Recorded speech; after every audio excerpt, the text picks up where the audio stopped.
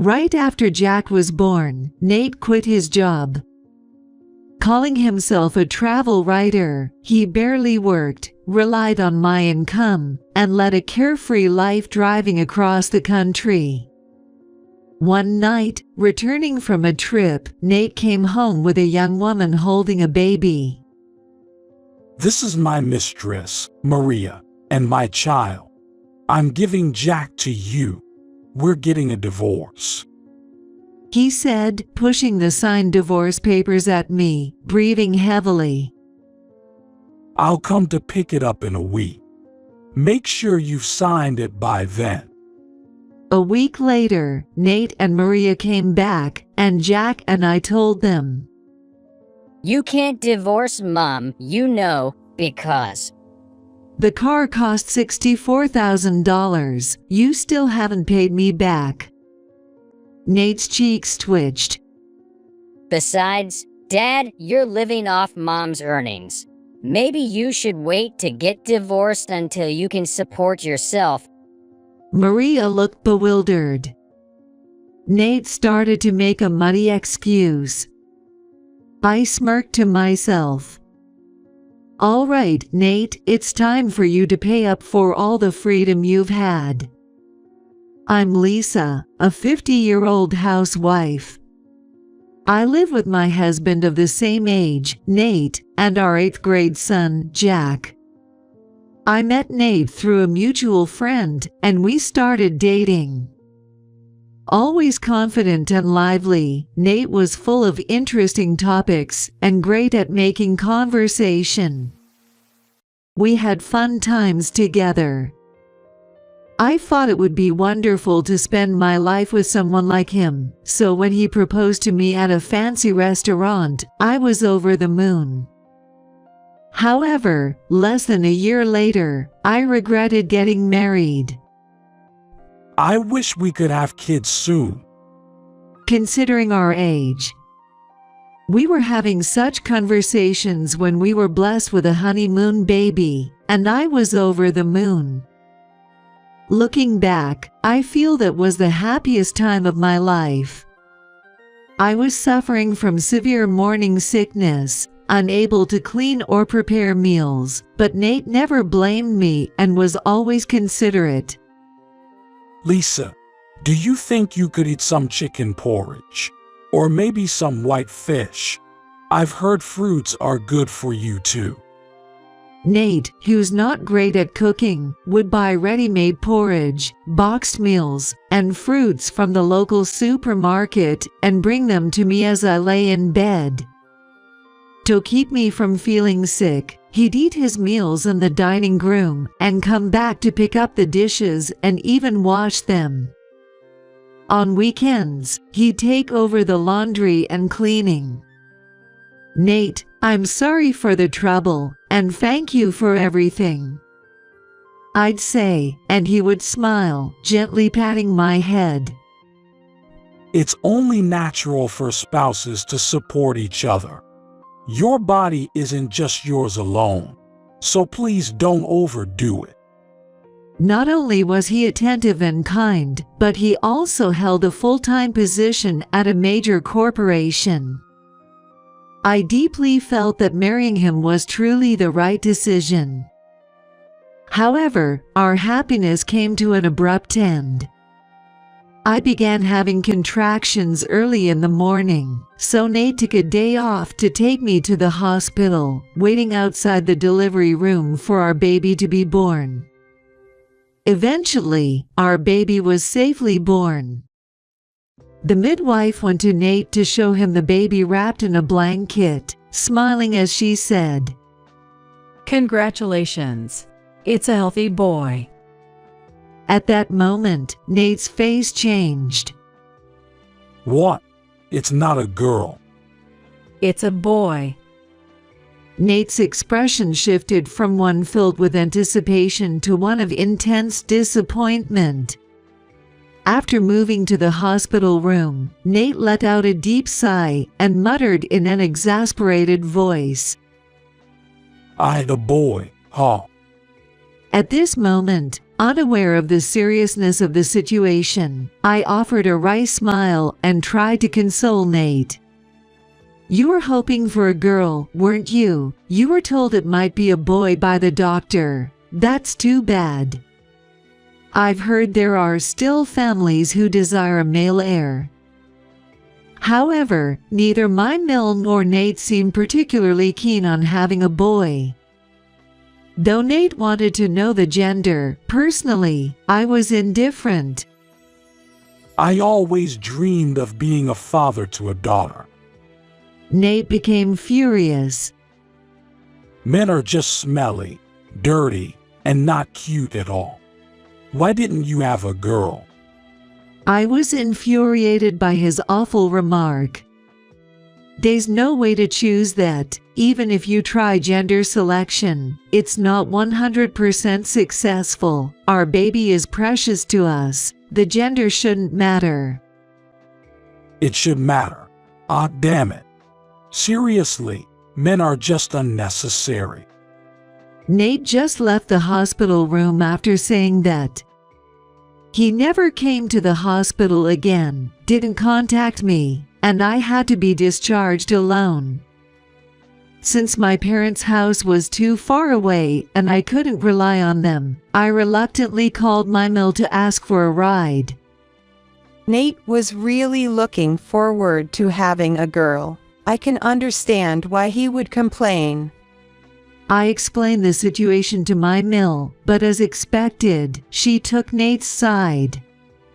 "You're not going back to your parents, right? I can come over to help." "Thank you. If there's anything I need, I'll let you know." I replied with a forced smile, politely declining. It's only a 30-minute drive from my in-laws' place. But even if it's busy, raising a child just with Nate is far more comfortable than relying on my Mill, who only has sarcastic comments to offer whenever she opens her mouth. I thought that Nate was just in a huff and would soon cheer up and adore the baby. But I was too optimistic. I began living what felt like a solo hellish life. Before the birth, Nate and I had fun picking out baby furniture online and reading articles and books about babies, wondering what our life would be like. But as soon as Nate found out the baby was a boy, he seemed to lose interest. After we got home from the hospital, he dumped everything on me, from naming the baby to all the meticulous care, and abandoned his responsibilities. "Nate, could you hold Jack for a bit? He's been crying non-stop, and I can't get anything done, not cooking, not cleaning." Even when I pleaded with Nate after he got home, he wouldn't even glance at Jack and coldly retorted, You know I'm tired from work, right? Show some compassion. Dinner's not ready. Then I'll just eat out. Taking care of the baby is the mom's job, isn't it? I'll overlook the mess in the house. Just make sure the laundry is done. I need something to wear. Even as Jack wailed, Nate ignored him and just played with his phone. No matter how much I asked, he wouldn't change a diaper, and baths and feedings were all up to me. Of course, dealing with night crying was out of the question. One evening, as we were watching TV and Jack started crying, Nate showed his irritation. Man, he's been crying for a while now, hasn't he? He seems sleepy, but even when I hold and soothe him, he won't go to sleep. I better walk will stop the crying. Go outside. I couldn't believe my ears. It's February, and it's 8 p.m. You want me to go for a walk while it's snowing? Are you sane? When I spoke up, Nate twisted his mouth into a smirk.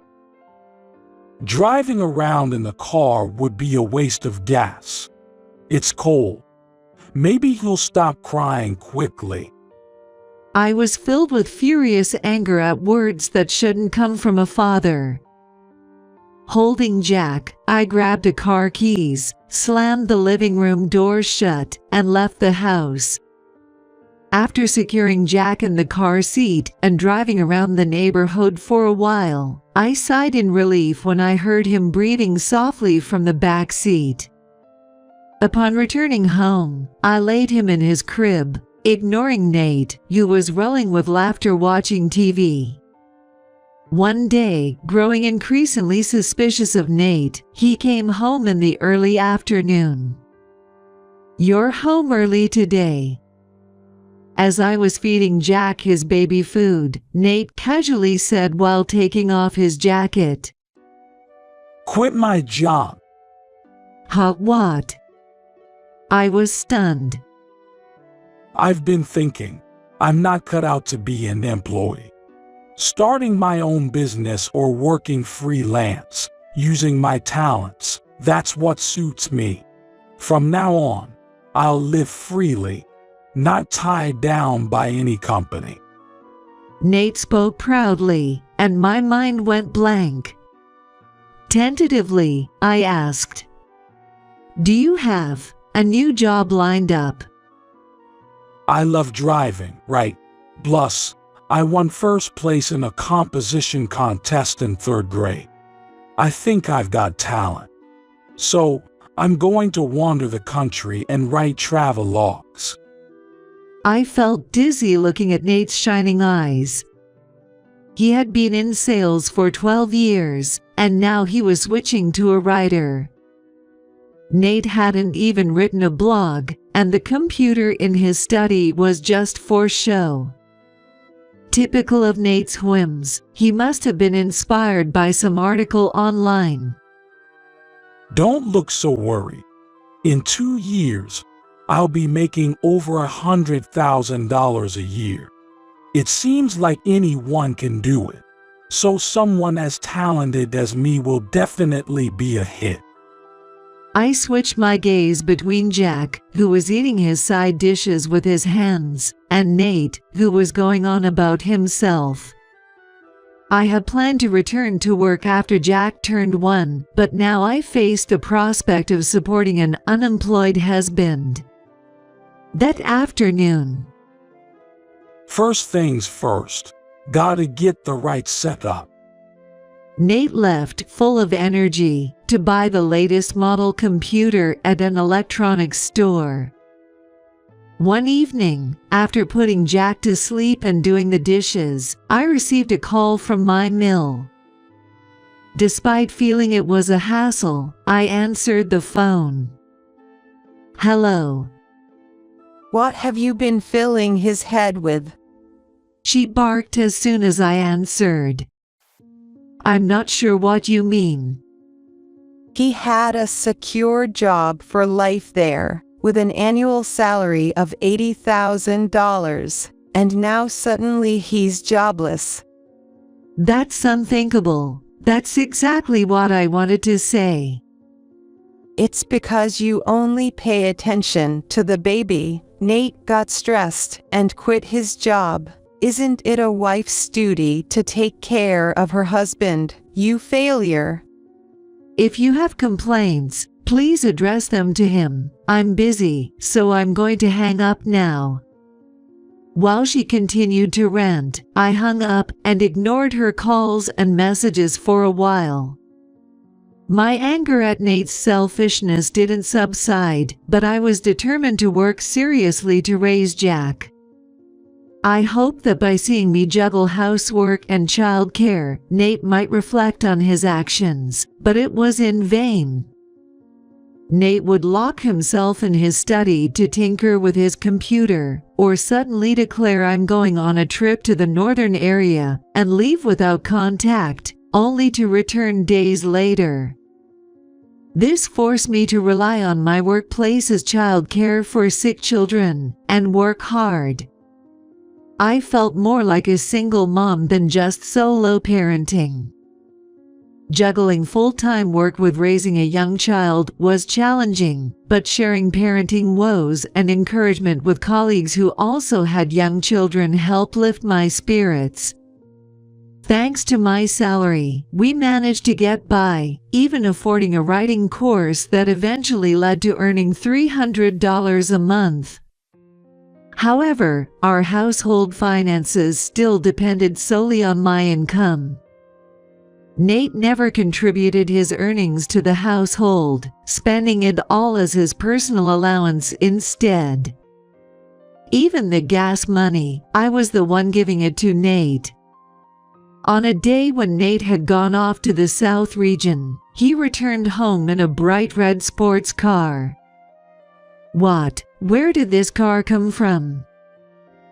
I fell in love with it at first sight and bought it. Can you believe it was only $50,000 for this beauty? I nearly fainted. $50,000. Yeah, I got bored of the old car after 2 years. This one's my new partner. A writer's gotta have a cool ride, right?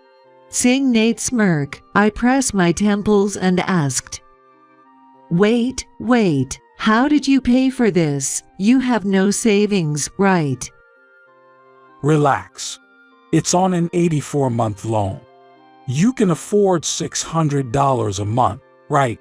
I'll be a bestseller soon, so just cover it until then. I was dumbfounded at first, but soon anger started to bubble up.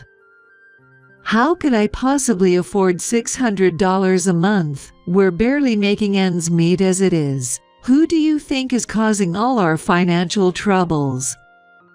Then Nate, distorting his face, shot back. All you talk about is money. Money. It's so shallow. When did you become such a woman? Support your husband's dreams more. You're too practical. It's boring. Saying that, he dumped his anger on me and locked himself in his room. Daddy's back. Jack, who had just woken up from his nap, stretched and asked me. Yes, he seems busy with work, and went to his room. Make sure to say welcome back when he comes down. Okay, hey, Mommy. How long is Daddy going to stay at home? I'll ask him later. My heart aching at Jack's lonely smile. Even after Jack started going to daycare, Nate didn't try to interact with him and continued with his cold demeanor. If Jack spoke to him, he would respond, but Nate never initiated conversation or made eye contact. I wondered if it might be better to get a divorce if things continued this way. On the other hand, I worried about how Jack would feel if he found out he was the reason for his parents' divorce. It was hard to take that step. 15 years have passed since Nate quit his job. His monthly income is still just a few $100s. The reason for his stagnant salary is clear. After mastering the computer, Nate discovered the joys of online gaming and put work second to gaming. On the rare occasions he does get a substantial income, it quickly goes towards in-game purchases, with the remainder spent on clothes or outings to nightclubs. If he ever buys a souvenir, he brags about it for a while. Those cookies I bought the other day were delicious, right? It's because of my job that we can enjoy such nice things. You should be more grateful. As for the sports car, my relief at finishing the payments was short-lived, as Nate quickly sold it and switched to a new car. Initially, I protested. I want you to contribute to the living expenses. Since you're a father, why not spend more time at home? Maybe cut back on pouring money into your hobbies. And so on. Then Nate, with veins bulging on his forehead, would explode in anger. You're mocking me for my low salary, aren't you? You look down on me and laugh. That's not it. I just wish you'd act more like a father. When I spoke patiently, Nate, still angry, said in a rough tone, Next year, I'll definitely be making $100,000 a year.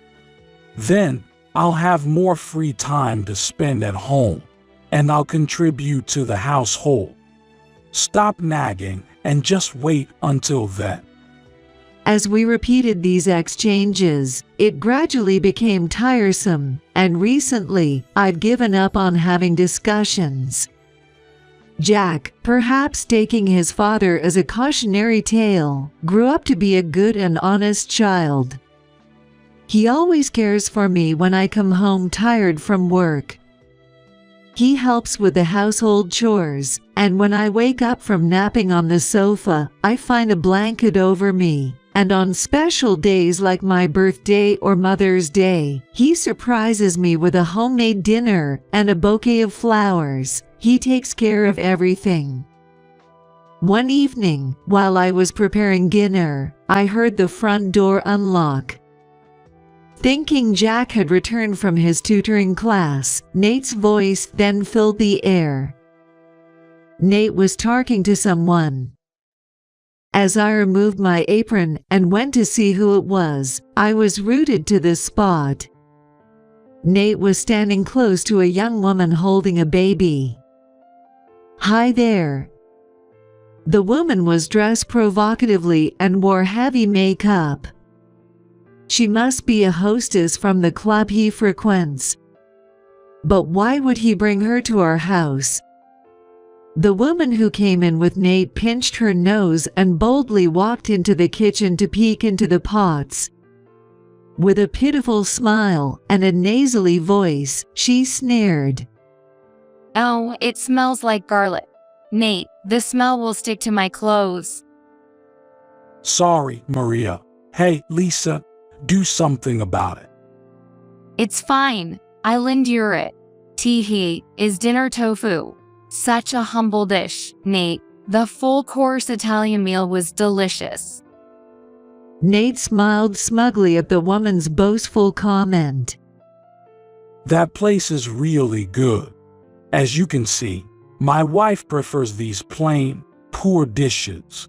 It suits her. Oh, Nate, you're so bad. Their laughter only fueled my irritation. Because of his meager income, I'd been estranged from Italian cuisine for 15 years. Swallowing the words that almost slipped out, I asked Nate, and who might this be? The woman looked at me challengingly, her voice full of excitement. Nice to meet you. I'm Maria. I'm Nate's wife. Hey, don't get ahead of yourself. Nate chided, glancing at Maria and the baby with a smitten smile. This is my mistress, Maria, and our child. She actually gave me a daughter.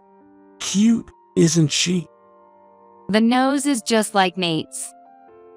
The baby, dressed in pink, was cradled in Maria's arms, looking at me with round eyes.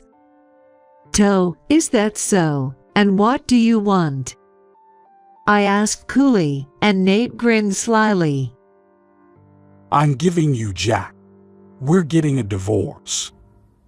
He placed the signed divorce papers on the dining table and declared with a huff, I'll come to pick it up in a week.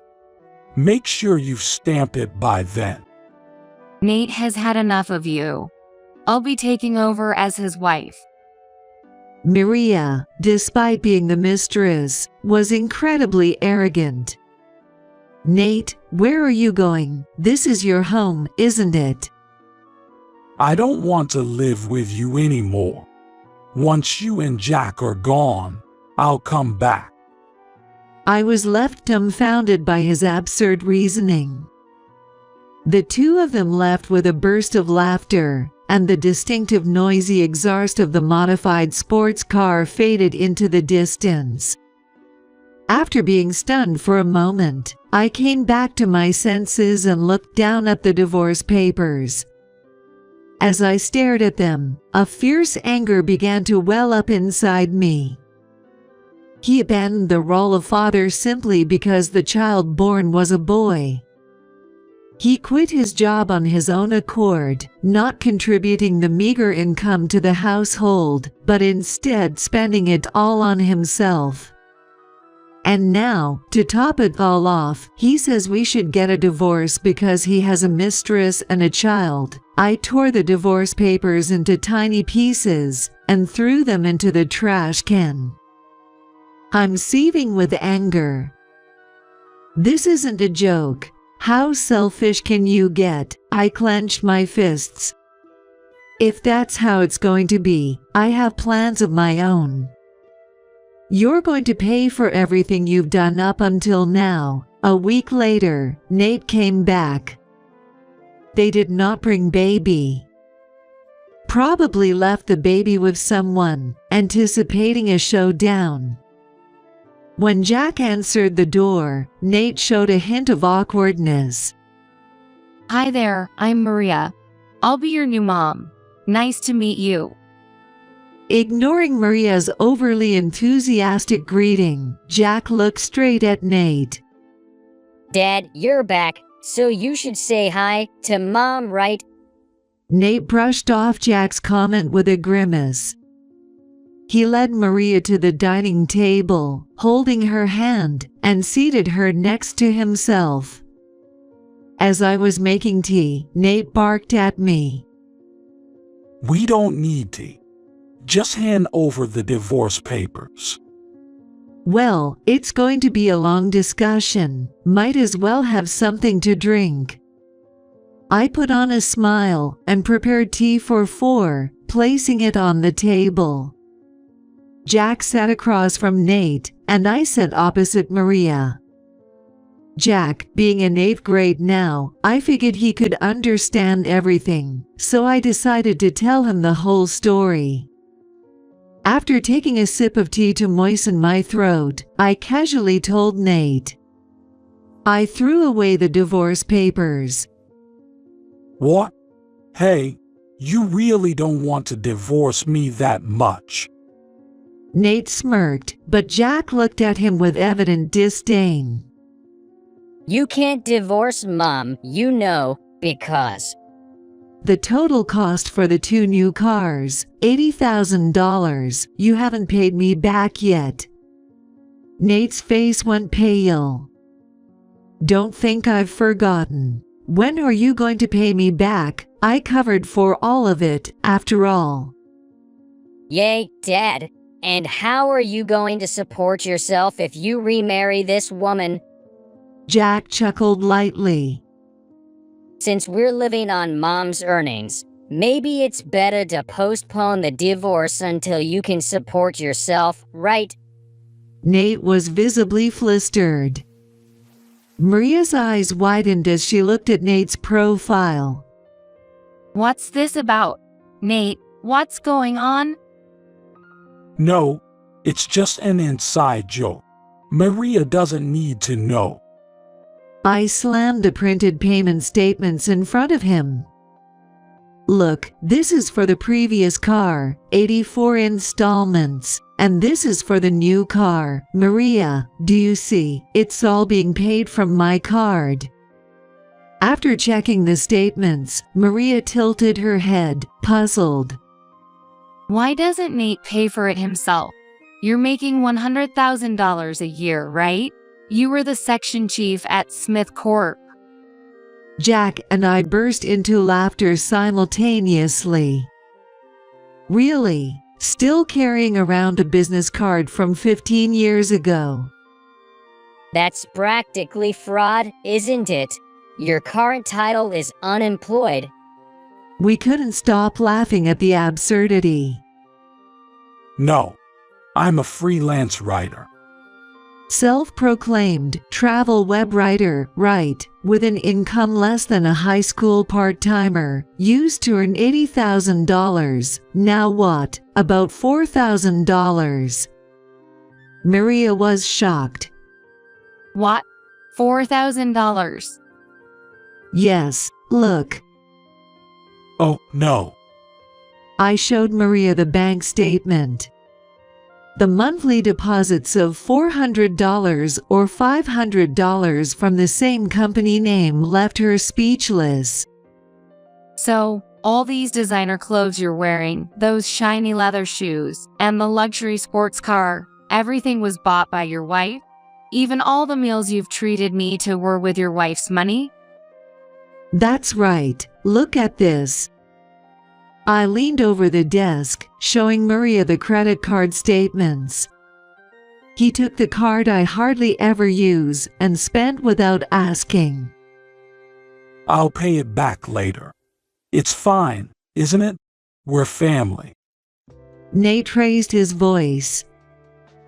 In 2 or 3 years, I'm supposed to be making over $100,000. Maria, you believe in me, unlike these two, right? Maria offered a non-committal smile. You said the same thing when Jack was a baby. 15 years later, nothing has changed. Beside me, Jack nodded. Maria, you can live with him or remarry him if you like, just as long as you settle the new car payments and the unauthorized card use I covered. Of course, that's separate from the alimony and my child support, Dad. Quiet. I get it. Nate, no pleading, turned back to Maria.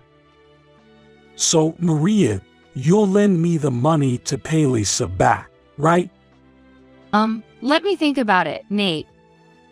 Maria's face twisted uncomfortably. It seemed like a perfectly reasonable reaction to me. What? I'll pay you back later. We're going to be married, so it's fine, right? Nate said, trying to push his illogical reasoning on a hesitant Maria. I couldn't help but let out a wry laugh and picked up my phone. Now, it was time to start the second phase of my revenge. By the way, Maria, did you accompany Nate on his latest resort hotel trip? I asked cheerily, and while Maria awkwardly looked away, Nate, having become completely shameless, grinned. Yeah, the view was beautiful. A really nice place. That's wonderful to hear. How did you know that? With a bright smile directed at Maria, I continued. You see, my cousin works at the resort hotel. Since you both visited together, she decided to inform me about the affair and sent over some evidence photos. I opened the photo app on my phone, selected the image file, and placed my phone in the center of the dining table so everyone could easily see.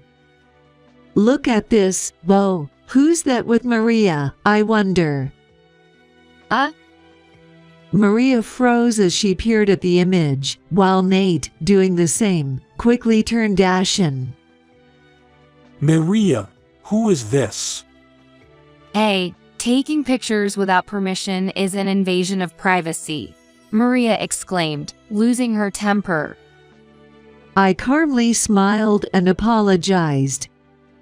Sorry about that. My cousin couldn't stand my husband's infidelity and ended up taking quite a few photos.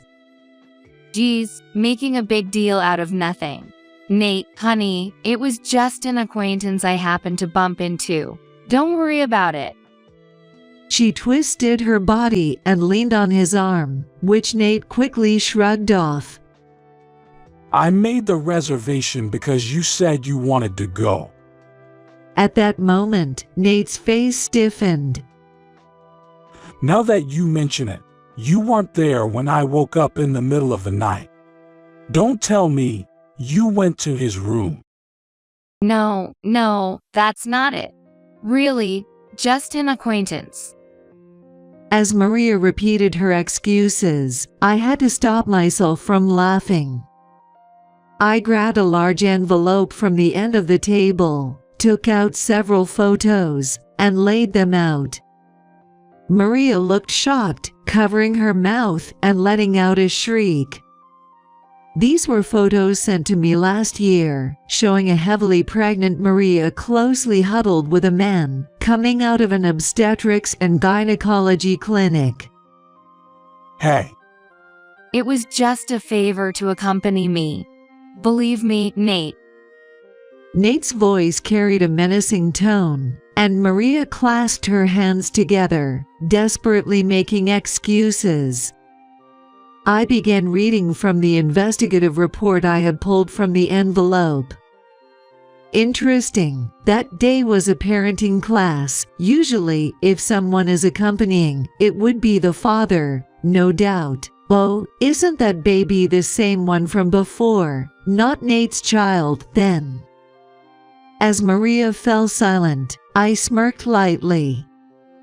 This man being the father of the child, but juggling another woman on the side, and then running away after the birth. How awful, poor Maria. As I sneered, Nate stammered, trying to defend Maria. there's no way Maria would do something like that, right? Saying that the child's father is some other man, that can't be. Sorry. Maria's feeble apology left Nate momentarily frozen, his face flushing with a mix of anger and embarrassment. So, after he ran off, you lied about the baby being mine to trap me into marriage. Don't mess with me. Nate exploded in rage, and Maria fired back just as fiercely. What? You were drowning in debt and leeching off your wife. Then you lied big time to me. You have no right to complain. Then, Maria turned her anger towards me. You're nasty too. You knew he was cheating and just let him do whatever he wanted.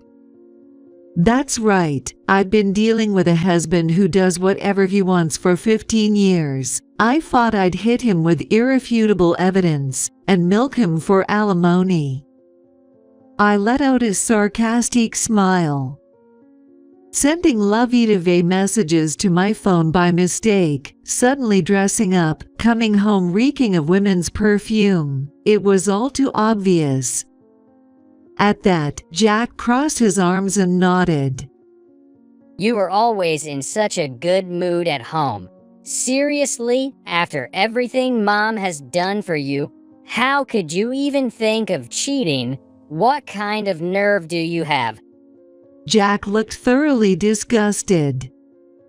I wanted to know more about the woman he was seeing, so I hired a detective agency. They gave me a bunch of bonus photos, so I thought I'd share them with Nate too.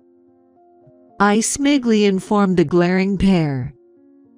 Well, I'm not the type to be instructed by boss. Remember saying that, pretty bold for someone who got fired for causing trouble. Nate's eyes widened in shock. How did you know about that? I heard it from the person who introduced us. I said with a sneer, enjoying the moment of revelation. You got fired because you touched a young girl's body and claimed it was all blown out of proportion because you were drunk. Nate trembled, his body shaking uncontrollably. I just touched them over their clothes, but they were overreacting. It's okay if I was drunk. It doesn't matter. That's pathetic, Dad. Jack's voice was filled with disdain. When I heard about it, I was mortified. I was more shocked by that than by the fact you never showed me any affection. It's embarrassing. Really? What do you even think of women? Nate, to think you're that kind of person. Gross. Maria, now looking at Nate with disgust, chimed in. What? I don't want to hear that from someone who tried to pin another man's child on me. Nate shot back at Maria with a fierce glare. At least I'm not as bad as you. Both of you are terrible. The new employees you harassed are planning to sue you, so you better be prepared. Nate's shocked reaction. What? For that? They're not satisfied with just having you fired. They say they've suffered emotional distress and want compensation. Nate was incredulous. I don't have that kind of money. As Nate raged, his face turning beet red, Jack looked on, weary and disappointed. Dad, you need to take responsibility for what you've done. Directing a look of pity towards Nate. I then turned my gaze to Maria. Well, Maria, if you still want him, I can wrap him up for you with a bow. I don't need such an old man. Maria shot back as she stood up forcefully. I thought he was a division chief at a big company with an annual salary of $100,000, so I considered making him the father. She glared hatefully at Nate, speaking rapidly. But he turns out to be a prideful liar, living off his wife, with bad habits around women and drowning in debt. I wasted my time with him. Give me back my time. That's my line. Nate stood up to retort. I don't need a woman who cheats with another man. Never show your face to me again. Then let's break up. Goodbye. Maria stormed out of the house, and as Nate watched her leave from the doorway, he collapsed to his knees, sobbing and muttering resentments. It's cruel, Maria. You said you loved me, yet you were carrying another man's child. She's a girl, but I don't want a child that's not mine. I sharply rebuked the downtrodden Nate. You're facing this because you wanted a child with your mistress while abandoning your role as Jack's father. Children are not accessories. Think about Jack's feelings for once. It's okay, Mom. I haven't thought of him as my father for a while now. Jack said, smiling sadly. And I've recognized him as nothing more than a housemate for a long time. He slumped to the floor, sniffling pathetically, while I watched out of the corner of my eye and sighed. I've had enough, Nate. Let's discuss this through lawyers from now on. I told him in a solemn tone. The costs for the 2 cars I covered, the charges from the card you used without my permission, and alimony. After you've transferred all that to my account, I'll file for divorce. How am I supposed to pay all that at once? Since we haven't filed for divorce yet, we can just cancel it. Nate, his face smeared with tears and snot, lit up as if he had a brilliant idea. That way, I can save on alimony and child support. Look, Lisa, I was wrong. Let's start over. He reached out to me. I pushed him away reflexively. Don't joke with me. After that, Jack and I kicked out the persistently clinging Nate. After our divorce, Nate was kicked out by me and begged his mother for help. However, concerned about public image, she got furious about his infidelity and disowned him. He moved into a cheap apartment and started working seriously for the first time in 15 years. At 50, unable to secure a salaried position in sales, he finally found work in manual labor, getting scolded by supervisors younger than himself every day. Later, sued by the female employees, Nate avoided a lawsuit by paying a settlement, had paid for, forcing him to accrue more debt to settle his dues, which he funded by selling his luxury sports car. However, the money wasn't enough to cover the unauthorized credit card charges, alimony, and the cost of the first car I had paid for, forcing him to accrue more debt to settle his dues. Certainly, he must be working tirelessly only to have most of his earnings go towards repaying me, with very little left for himself. Of course, I also demanded alimony from Maria. Her parents covered it, transferring the money into my account. Her baby's father turned out to be a regular customer from her club.